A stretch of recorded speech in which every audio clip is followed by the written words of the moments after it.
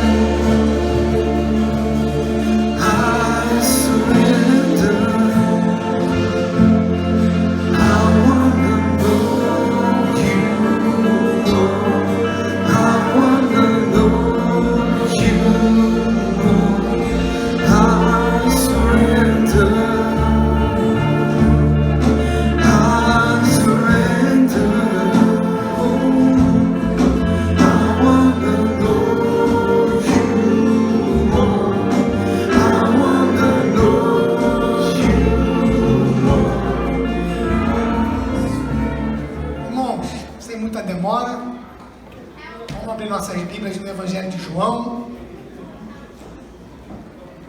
capítulo 4.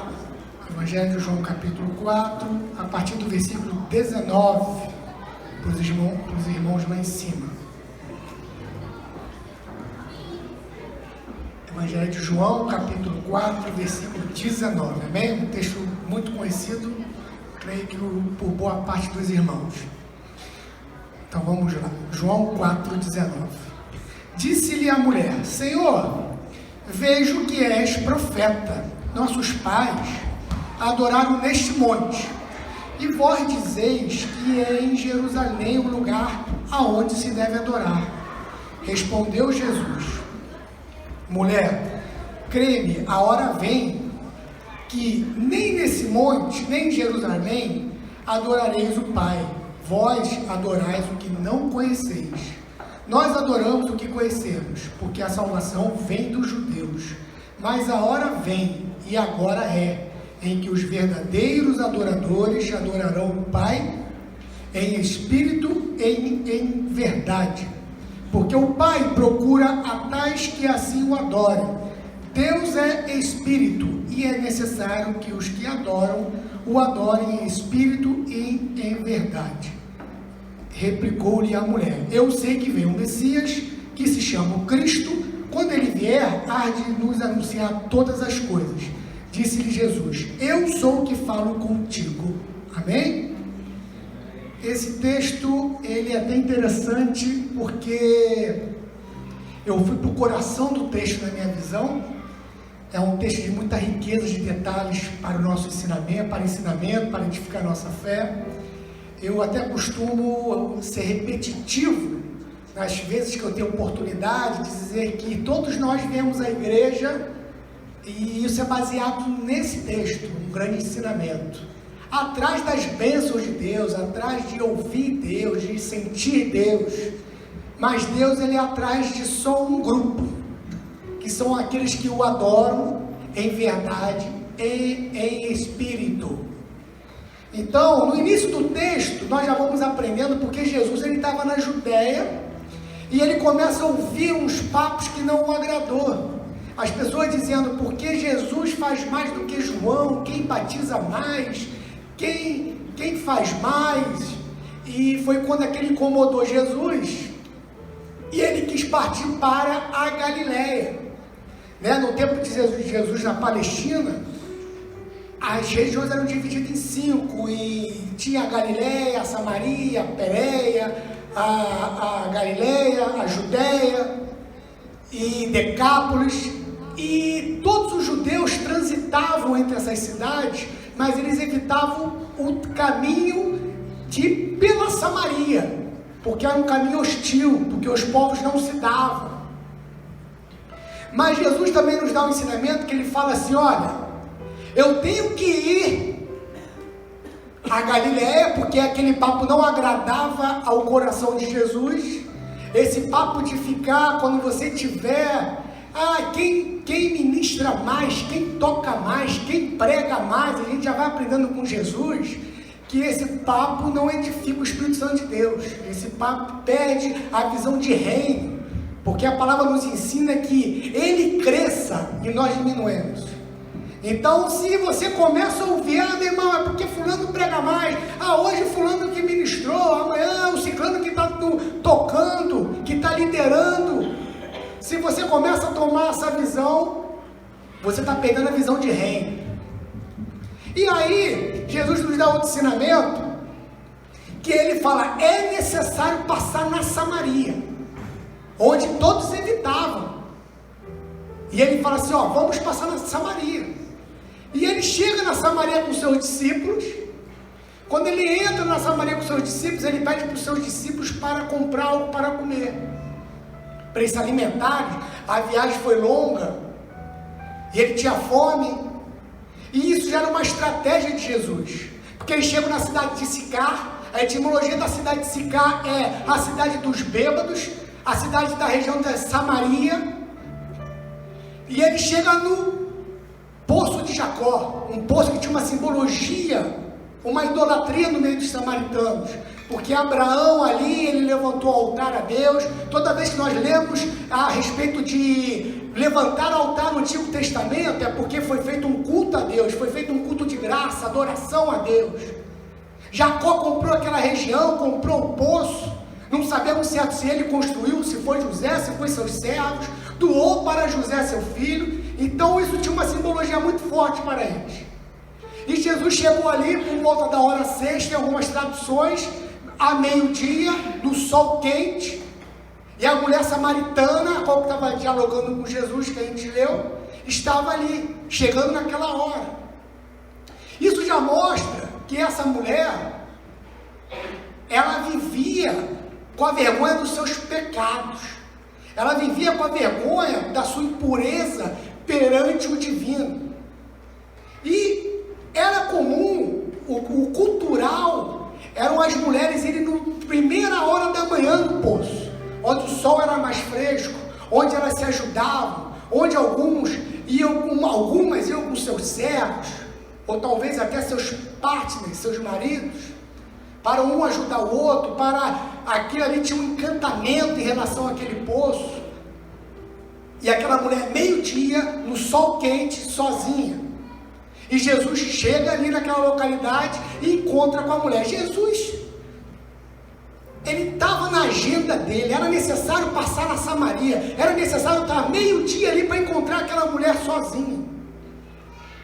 Irmãos, eu vejo algum que nos visita, não sei se vocês já conhecem Jesus. Hoje mesmo eu estava falando aqui com o irmão, a gente teve a oportunidade hoje de ver uma luta junto, que a gente gosta. E eu perguntei para ele está aqui desde o início da igreja, irmão, como que você chegou na igreja? E ele falou assim, olha rapaz, eu trabalhava num café e tinha um casal da igreja que ele me convidou para ir lá. Isso ainda era lá na Queen Street. Eu não peguei nem essa época, eu peguei a igreja com 1 ano e meio, já estava no segundo tempo. E aqui já é o terceiro. E eu cheguei lá. Ou seja, todos nós, não sei como você chegou aqui na noite de hoje, eu não sei como foi a sua primeira vez, mas de repente Deus está te dando a oportunidade da segunda vez. Todos nós, Deus botou na agenda dele para estar aqui na noite de hoje, para estar ouvindo a palavra dele. Não o Adriano, não o pastor, não o ministro, mas a palavra de Deus ele te trouxe para ouvir a palavra dele. De repente, pela primeira vez, de repente você vem, mas está afastado do seu coração da presença dele. E ele é misericordioso, ele vai dando oportunidade. Então Jesus estava ali. E para discipular os seus discípulos, ensinar, e para trazer salvação para aquela mulher. Tanto que aqueles discípulos, Jesus fala assim, ó, vai lá e traz alimento para nós. Foram comprar alimento, foram ver alguma coisa para trazer para comer na cidade de Sicar, dos samaritanos, onde não se falava, o samaritano não tinha contato com o judeu e vice-versa, e eles foram ainda comprar alguma coisa, se alimentar com alguma coisa da terra dos samaritanos, porque aí ia chegar um tempo, Jesus já estava ali pregando, que a sua palavra ia ter que chegar até os confins da terra, então ele teria que quebrar esses paradigmas culturais, raciais, religiosos. E para a mulher, ela pergunta para... Aí Jesus, estrategicamente, chega nela e fala assim, olha, eu tenho sede, me dê água. Quero água. Na verdade, Jesus, ele viu a necessidade daquela mulher e Jesus é tão maravilhoso que ele chega no nível dela e fala assim, porque ela tinha sede também. Aí a mulher fala assim, olha, como que tu fala comigo? Porque além de ser samaritana, era uma mulher. Nessa época, até hoje, ali no toda essa região de Palestina, no Oriente Médio, a gente sabe da cultura forte, de mulher ter contato com homem. Naquela época, muito menos um judeu com uma samaritana e sim uma mulher com um homem. E aí ele fala, olha, se soubesse quem está te pedindo água, você pediria a água da vida, a água que jorra para a eternidade, mas o que chama atenção é que ele fala assim, olha, entre parênteses, a Bíblia cita que os judeus não se comunicavam com os samaritanos. Irmãos, só resumindo, isso aqui é o Novo Testamento. Do Antigo Testamento, como se originou, teve o tempo da monarquia, o tempo dos reis, e teve o tempo que Israel foi unido, que se chama o Reinado Unido, que foi com Saul, depois veio Davi, depois veio seu filho Salomão. Com seu filho Salomão, ele ostentava obras bonitas, obras ricas, então ele intensificou os impostos. E o povo estava tendo uma vida difícil de pagar seu aiardi, de pagar seus impostos.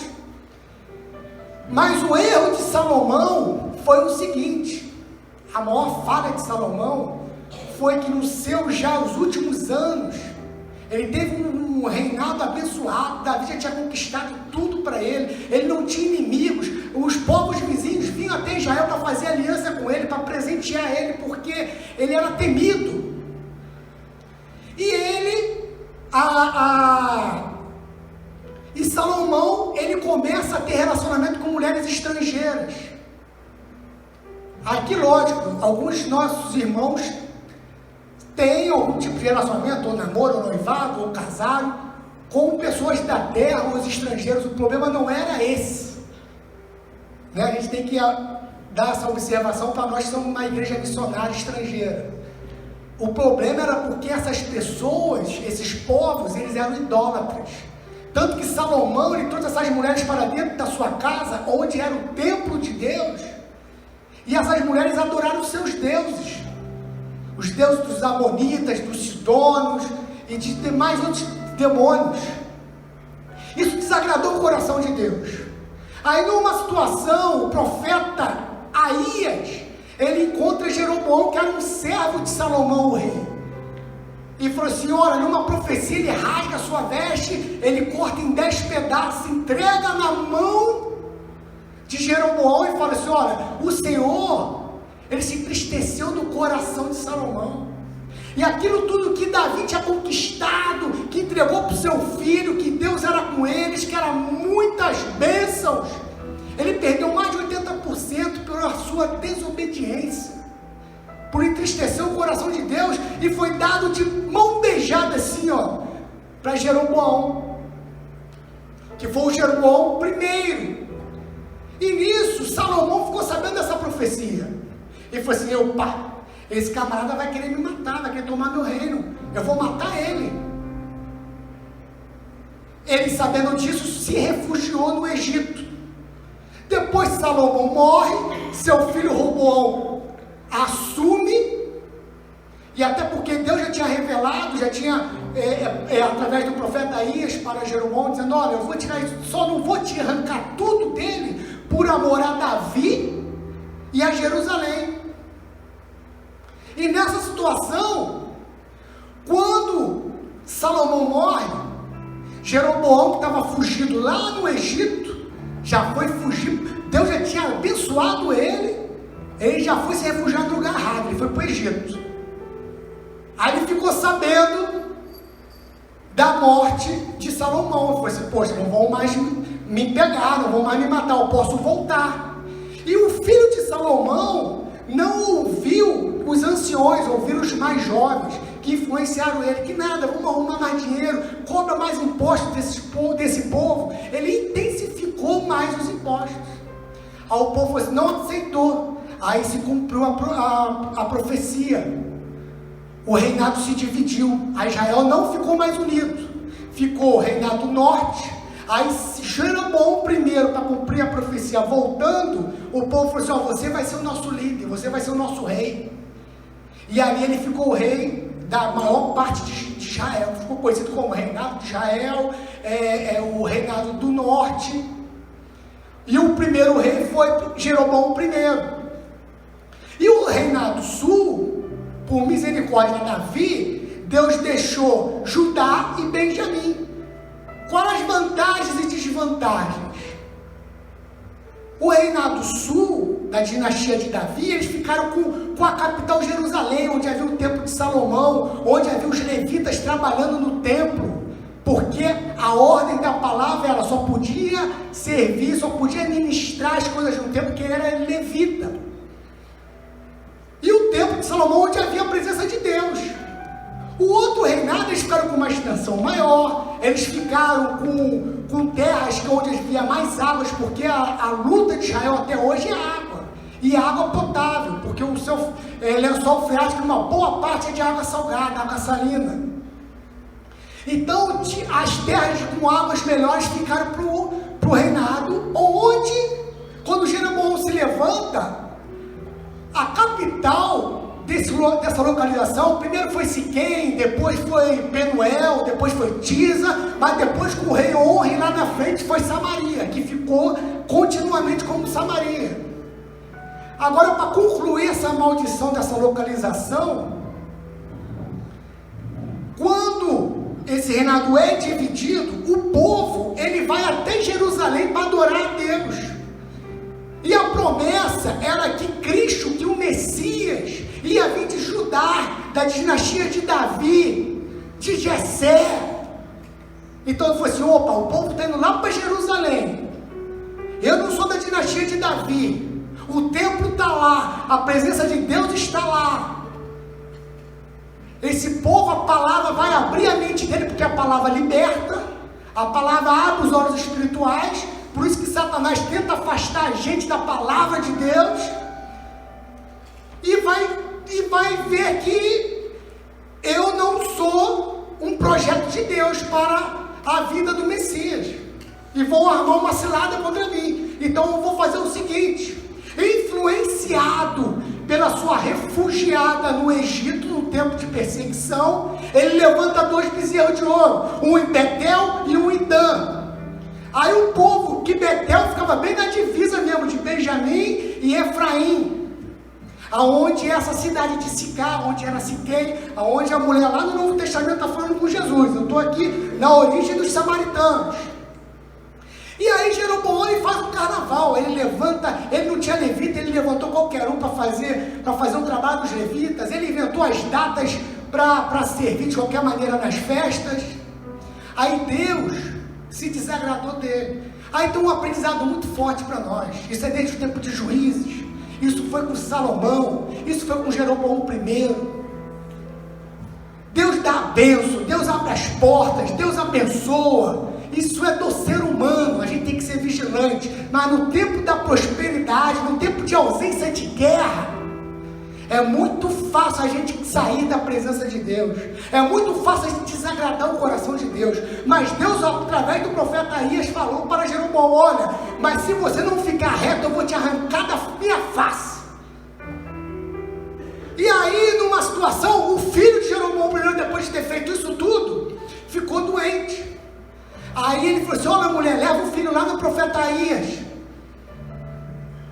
E aí, quando ela ia, ela foi disfarçada. Deus já tinha revelado para o profeta, falou assim: olha, ela vem aí com o filho dele, ela, é a mulher de Jeroboão. Quando ela entrou na porta, ele falou assim: por que você está disfarçado? Eu sei que é você.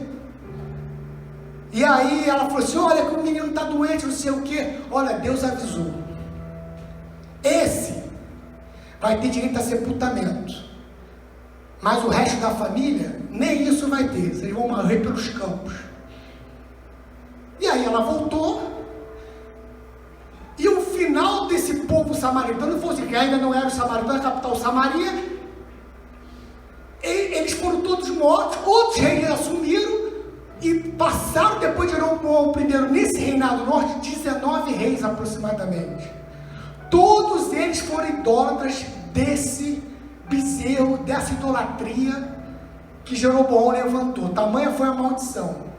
Aí Deus permitiu o império da Síria se levantar contra esse reinado e invadir, cercou por 3 anos, e no final levou todo mundo cativo.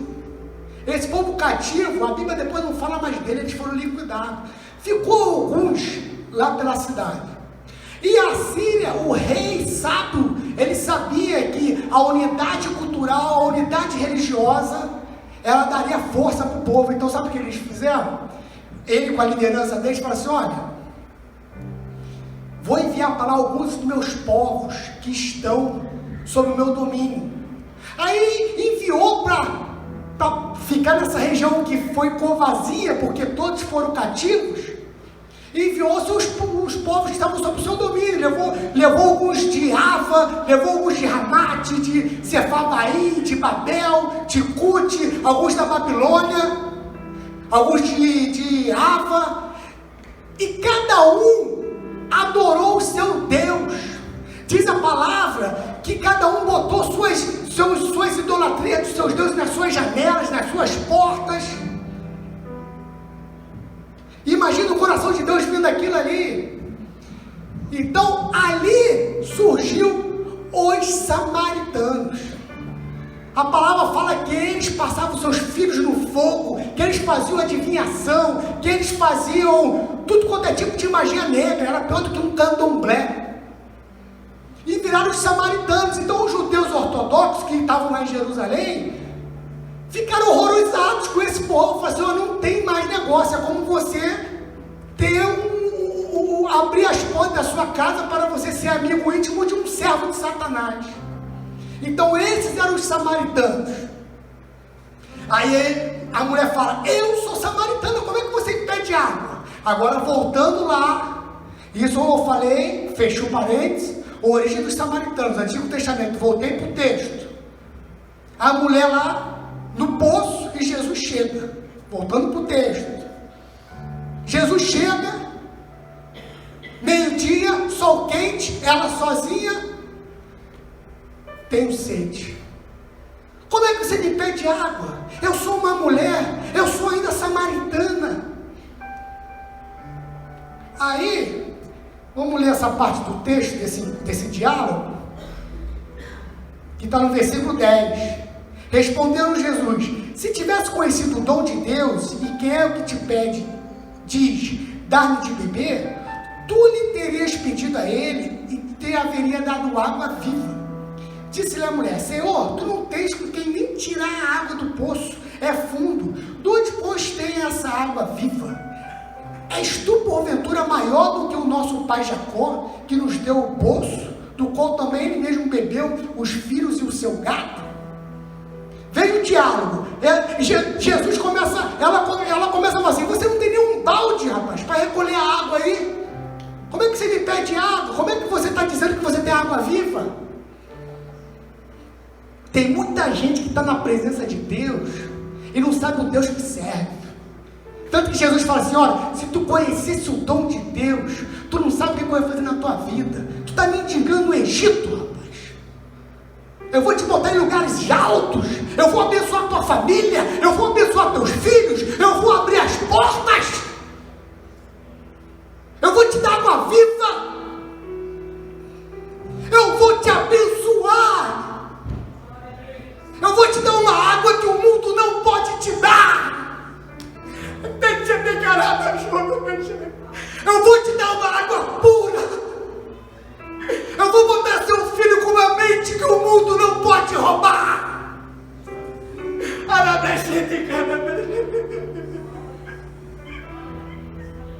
Eu vou abençoar o seu lar. Eu vou restaurar o seu casamento. Eu vou te dar uma água. Eu vou te dar uma, quando você beber, você vai falar assim: eu quero mais dessa água. E aí, ela começa a falar: mas tu é maior do que Jacó? A malícia estava nela da Samaria. Ela está pensando que Jesus tem dinheiro, porque quem tinha água viva, quem tinha poço, quem tinha água potável, tinha muita grana. Ela falou assim: rapaz, eu vou trocar meu marido, vou pegar esse Jesus, porque esse homem tem água, tem terra. É sério, não se escandaliza não, começa a ver o texto, ler, reler, que Deus vai abrir tua mente. Eu falei: não é possível. Aí, tem modo que Jacó, é igual no mundo, o cara quando chega com um carrão, toca, aqui não, eu digo em relação ao Brasil, que aqui é mais fácil de ter acesso a essas coisas. Vai falar assim: aí chamou, pô, será que ele tem essa bola toda? Aí Jesus fala assim, rapaz, essa mulher não está dando certo não. Eu estou levando para o lado espiritual da água viva, que tu não vai ter mais sede, e ela está querendo saber se eu sou maior do que Jacó, mas financeiramente. Jesus muda a estratégia. Cadê teu marido? A gente aprende outra com Jesus.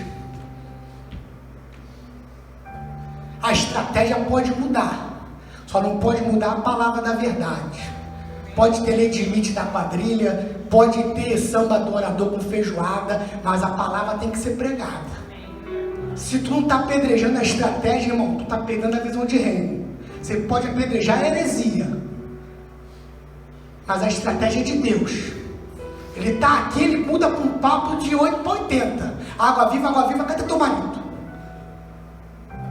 Mas, opa, marido? Não tenho marido. Falou a verdade. Tu já teve 5, agora esse que está contigo não é teu.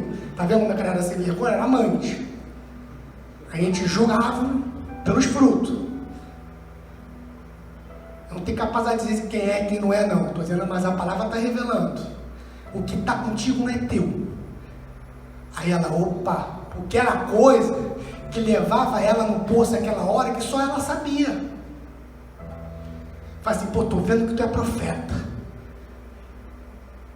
Mas o que chama atenção é o seguinte, hoje nós cantamos aqui, bater, bater, bater, até cair, até abrir, perdão, bater, bater, pode cair também no poder, bater, bater, bater, né? O senhor tá por louvor aqui, arrebento com tudo, né?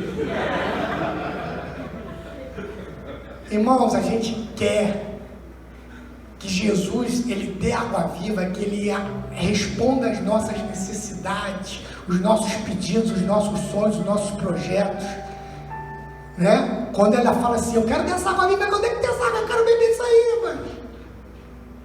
Mas Jesus falou assim, não dá, tem que mudar o assunto, porque eu preciso de realizar algo primeiro, é necessário passar na Samaria. Aí, ele faz seu marido, o cativeiro dela era ali prostituição, adultério. De repente o nosso não chega a essa intensidade, mas tem algo que está desagradando a Deus na nossa vida. Tem algo que Deus está se entristecendo. De repente, irmão, não estou dizendo que você está vivendo uma vida de pecado, de prostituição, de droga, de álcool, não é isso não. Pode ser como também não pode. Às vezes é omissão de servir. Você que pregava não prega mais, você que canta não canta mais, você que falava em línguas não fala mais em línguas, você que chorava na presença de Deus não chora mais na presença de Deus, você que tinha vontade de estudar nos cursos de teologia, hoje não fica em casa dormindo, você que gostava de ofertar, você que gostava de saber mais da presença de Deus, da palavra de Deus, hoje não, estou ocupado com outras coisas. Cuidado com o Egito, porque ele está só ao derredor. Às vezes o conforto é uma estratégia de Satanás, porque quando estamos lá, no aperto, na luta, Jeroboão, eu creio que ele chorava na presença, chorava porque ele queria ter uma vida melhor e Deus abençoou, entrou o conforto. Falei, que nada, eu posso dar um pulinho ali no Egito. E, resumindo, por causa do nosso tempo hoje, ela chega nesse papo e vê que Jesus era o Messias, que ele realmente era Deus. Aí ela começa a entrar para o papo de teologia. Aí Jesus fala assim, agora eu estou gostando. Senhor, mas meus pais diziam que a gente podia adorar nesse monte, vocês dizem que adora lá em Jerusalém. O que eu devo fazer? Aonde eu devo adorar? Aonde eu devo adorar? Aí Jesus fala assim, olha, está chegando o tempo que Deus é Espírito. Repara que Deus é Espírito, ele é maiúsculo. Mas o tempo que os que vão adorar em Espírito e em verdade. Esse Espírito agora está em E minúsculo. Está mostrando o contexto para aquela mulher samaritana, para nós entendermos. Porque, resumindo, o reinado do norte, como eu falei que foi a maior tribo, eles foram liquidados, que os poucos que ficaram se transformaram na Samaria, mas foram divididos em dois. Tem um segundo. O segundo durou um pouco mais de um século, foi o reinado de Jerusalém, o reinado sul. Oscilaram reis bons e reis maus. Por isso que Deus foi dando misericórdia, eles foram indo um pouco mais. E quando a Babilônia se levantou e levou esse povo cativo, já o segundo reino, tá? Para não confundir, voltando lá no Antigo Testamento. Quando leva cativo a Babilônia esse povo, a Babilônia tinha uma estratégia diferente, não era de liquidar, era de mudar a mente deles. Eles davam nomes babilônicos, eles davam cultura babilônica, religião babilônica, tentavam mudar isso neles. Aí depois se levantou outro império, porque esse grupo, eles se pegavam numa profecia, Jeremias, que o cativeiro deles ia durar só 70 anos. Aí, meus irmãos, quando eles estão na Babilônia, eles tinham na mente deles que eles não tinham a presença de Deus, porque a presença de Deus estava em Jerusalém. E eles estão cativos em Babilônia. Tanto que eles falam assim, que saudade de Sião, que saudade de adorar em Sião. Porque na cabeça deles, Deus era lá no templo só. Fora do templo não tinha adoração. E aí, depois se levanta um novo rei, de um novo império, o Império Persa, o rei Ciro, ele vê o nome dele na profecia, ele se agrada, e Deus toca o coração dele, ele libera o povo para voltar, para reconstruir o templo, para reconstruir os muros de Jerusalém, onde havia a presença de Deus, onde Deus era adorado, porque a presença de Deus estava no templo, naquela época. E aí, nisso que eles vão chegando, aí é conhecido como o tempo de Zorobabel, os samaritanos que conheciam o Deus de Israel, porque eles liam a palavra, o livro do Pentateuco, os 5 primeiros livros da Bíblia, eles liam esses livros, até alguns chamam de a Bíblia samaritana. Eles falaram assim, nós queremos te ajudar a fazer essa obra, a gente quer se unir a vocês. E aí Zorobabel, com a sua liderança, fala assim, não, porque eles já tinham visto esse erro com o outro reinado que não voltaram, foram liquidados. A gente não quer se unir a vocês, porque eles tinham outros deuses, eles tinham outra visão, e tinham medo. Aí, eles voltaram, tentaram paralisar a obra, tentaram influenciar o rei com uma carta, paralisou alguns anos a obra, mas depois voltou a obra quando já estava um outro rei Dário. Mas o que eu quero resumir desse segundo reinado é o seguinte: esse povo da Samaria, eles falam assim, eles já tinham tudo quanto é deuses, eles já tinham os bezerros de ouro. Ele falou assim, quer saber de uma coisa? Quem se lasca esse povo para lá? Vamos aqui no monte de Gerizim fazer o nosso templo, o templo dos samaritanos, cerca de 400 anos antes de Cristo. E ali tinha um templo e eles pregavam, eles ministravam que a presença de Deus estava ali. Mas isso era mentira, porque a presença de Deus estava no templo de Jerusalém. Então essa mulher samaritana, ela cresceu nesse contexto de falar assim, olha, o templo de Jerusalém, o templo do samaritano, olha, os judeus falam que tem um templo em Jerusalém, e ela perdida, onde eu vou ter que adorar a Deus? É aqui, é lá, é cá.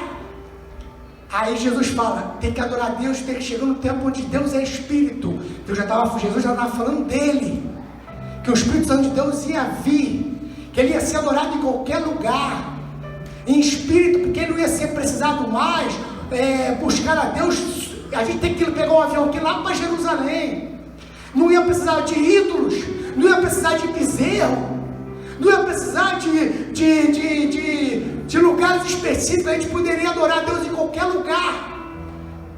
E em verdade, porque longe da palavra dele, a gente não tem como adorar algo que a gente tem conhecimento. E é uma batalha que a gente vai vivendo no dia a dia, que é o seguinte, é Satanás tentando arrancar essa palavra do seu coração, é tentar te afastar da palavra de Deus.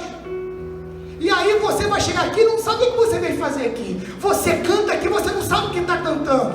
Porque aqueles que conhecem a verdade, ele não precisa de falar aqui, meu irmão, levanta um braço, dá um glória a Deus. Ele tem entendimento do que ele está adorando em espírito e em verdade. E em espírito e em verdade são aqueles que quando começa a entrar nesse processo, ele começa a ser um marido melhor, ele começa a ser uma esposa melhor, um filho melhor, um estudante melhor, um universitário melhor, um trabalhador melhor, um patrão melhor. Anderson, vem aqui para cima. E nesse processo, para finalizar, irmãos, uma próxima oportunidade a gente fala mais. Ele falou assim no versículo 28, ela falou melhor dizendo, pôs a mulher o seu cântaro e foi à cidade cheia da palavra, cheia de coisas novas. E aí lá no versículo 39, para fechar o texto, e muitos samaritanos daquela cidade creram nele. Sabe essa cidade, onde era a cidade dos macumbeiros? Deus marcou uma agenda, marcou um dia com a gente para estar nesse lugar. Irmão, isso que eu estou te contando, foram cada impérios que quem orava falava assim, cara, esses caras vão dominar o mundo, ninguém vai segurar esses caras. O tempo foi caindo os impérios. Tudo que você está atrás aqui, tudo que você conquistou, tudo que você vai conquistar, vai cair. O tempo vai levar. Você vai partir, não vai levar nada. Aquela cidade, Deus ganhou uma mulher. E ela pôde levar essa mensagem de Cristo adiante. Ela ganhou praticamente toda a cidade.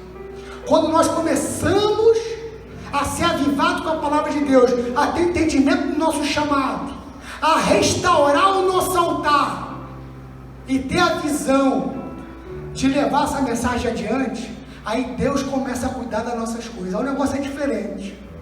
Aí você não fica mais preocupado de vir para a presença de Deus para pedir coisa. Ele já está cuidando das suas coisas. Porque deixar o cântaro é porque ela ia voltar para a cidade com a alegria de pregar, e o cântaro, a pessoa anda com mais dificuldade, ela queria ter pressa para levar a mensagem. O cântaro também representa, porque Jesus, ela fala no começo do texto que ele não tinha com quem pegar água. Ela teve amor à palavra de Deus e falou assim, ó, fica o cântaro aí. E foi. A visão dela era o seguinte, de repente, mesmo ele sendo Deus, ele pode querer beber água, porque ele é um Deus carnado, ele é homem. E ele vai ter com que pegar água. Aquele que é um verdadeiro adorador, ele se preocupa no andamento da obra, na manutenção da obra. Como o irmão hoje aqui falou no dízimos e oferta. E a terceira, quando ela deixa o cântaro, é que a palavra que nos deixa um verdadeiro adorador, você começa a ter desprezo às coisas carnais, às coisas do mundo, às coisas que realmente às vezes é difícil sair. Como a mulher samaritana que estava enrolada com tantos homens, estava com amante, mas quando ela teve o contato com a verdadeira água viva, ela teve força para correr. Tem coisas que nós temos que correr, tem coisas que nós temos que nos afastar, tem pessoas que nós temos que nos distanciar, tem assuntos que nós temos que evitar. É você, o Espírito Santo de Deus, irmão. Tem duas coisas a fazer: tem um terreno de Deus e tem um terreno do Egito. Aonde você plantar, você vai colher. Aonde você plantar, tua família vai colher. Eu estava no Brasil, estava tudo bem. Você tinha agora esse testemunho. Deus quer falar com alguém. Estava tudo bem, estava tudo uma bênção, irmão. Mas estava difícil servir a Deus. Eu renunciei muita coisa para estar aqui na noite de hoje. E Deus tem me dado força. E a palavra dele tem me renovado. E a água viva dele está nesse lugar. Eu convido você a ficar de pé. O irmão antes vai adorar um louvor com os amigos, os irmãos. Feche seus olhos, irmão. De repente você não teve a oportunidade de adorar a Deus. o entendimento que a palavra nos abriu a mente. É o seu momento de sair daqui com a sua bênção, amém?